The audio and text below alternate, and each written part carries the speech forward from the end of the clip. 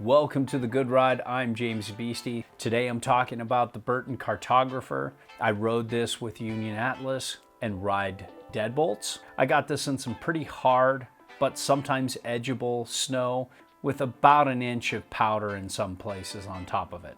Then I got this in 3, 4, 5 inches of powder on top of some hard snow as well.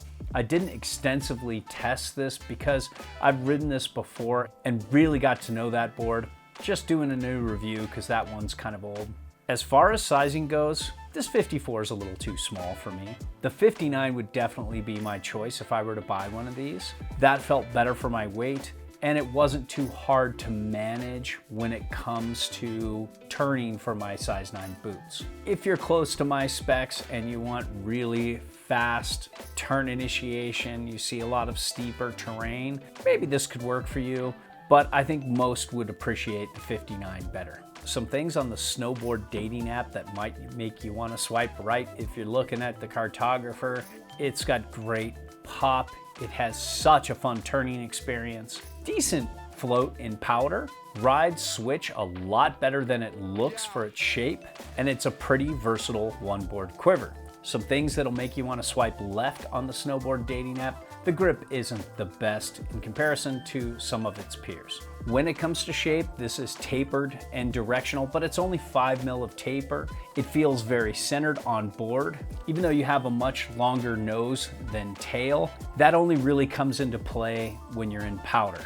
When it comes to camber, there is a healthy bow of camber. I really enjoy Burton's directional camber. It's got lots of pop, lots of camber underfoot, and then there's a little bit of early rise before the nose, so it's not just full-on camber. Then it pretty much goes to the tail. Even though this has a softer flex, it's not really the kind of board I want to recommend for beginner intermediates. It's more for advanced to expert riders or intermediates who are willing to take a few lumps, because as you can see, all this camber can really catch. It's not as easy to skid your turns, so if you get off your game and you're looking to just slide out, stop, basically Control-Alt-Delete and restart your line, it's not going to be as easy to do that.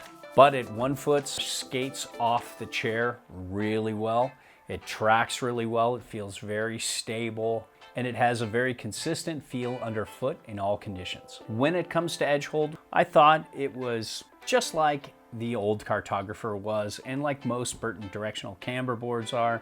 It's pretty competent, but once the snow starts to change from perfect, edgeable, easy, and it starts getting medium hard to hard where you still want to ride, this starts to let go more than a lot of other boards in its peer group. But it never grabs in soft snow, even a little bit, and that always feels good. Let's talk Cartographer Flex. You have a medium stiff flex. It's a little softer than most of the Burton directional camber boards though. If you look down at the tail, there's a little give, and at the nose, a good bit more. Between the feet, it isn't super stiff.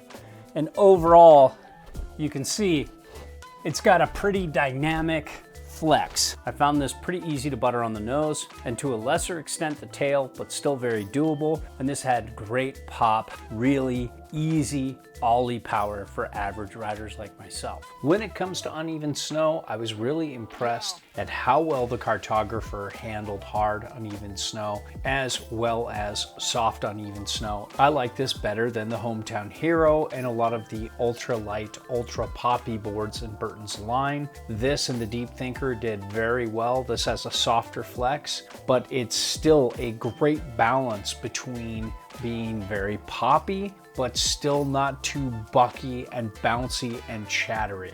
I really appreciated that. When it comes to base glide, it's a centered base, but it feels a little slow. It doesn't feel as chalky as some of the Burton bases felt in the past, but it's not quite as good as some in its peer group. It definitely feels like it's improved though over the last few years. And if you consistently wax this and maintain this, it'll have decent glide. So when it comes to straight lining, this is the least pointy of all the directional camber boards in Burton's line, but it's still not going to be terrible. And this more turny side cut isn't going to fight you too much. So if you need to do the occasional straight line, it's not going to shit the bed. But if you're somebody who likes to go straight and fast, there are better boards for that. When it comes to turning, the 54 was quick, but not as quick as I would think for a 54. It runs a little wider for its length. The 59 was a little slower, but still manageable. I think the 59 would be a little tough in the trees or in tight spots, but it's doable. The 54 would be a little better for that for sure. Once I got this on edge, it really has a fun turning experience that definitely leans on the turny side. It's more across the groomer carves, tighter radiuses. It doesn't like those longer, narrower radius turns as much. You can do it and it's not gonna fight you. The spring out of the turn is exceptional, like all Burton boards. They just do such an amazing job when it comes to getting spring out of a turn. I wouldn't suggest this for the aggressive carver because it's a little on the softer side. But if you carve like I do, not at super high, powerful, aggressive speeds, but you really like to lay it over and get good spring out of the turn, this is fine. I could center weight, front foot weight, and back foot weight these turns. Burton does that magic with their side cut, so even though it's a tapered directional board, it doesn't feel as tapered when you lean into it, so you don't have to back foot weight this more than you do center or front foot weight this. When it comes to powder, this little 54 did pretty well. I miss the old skeleton key. I'd rather be on the Alakazam, the Hometown Hero, and the High Fidelity. I thought all floated a little to a lot better, but this is no slouch, especially for a board that leans more on the all mountain side instead of being a free ride board.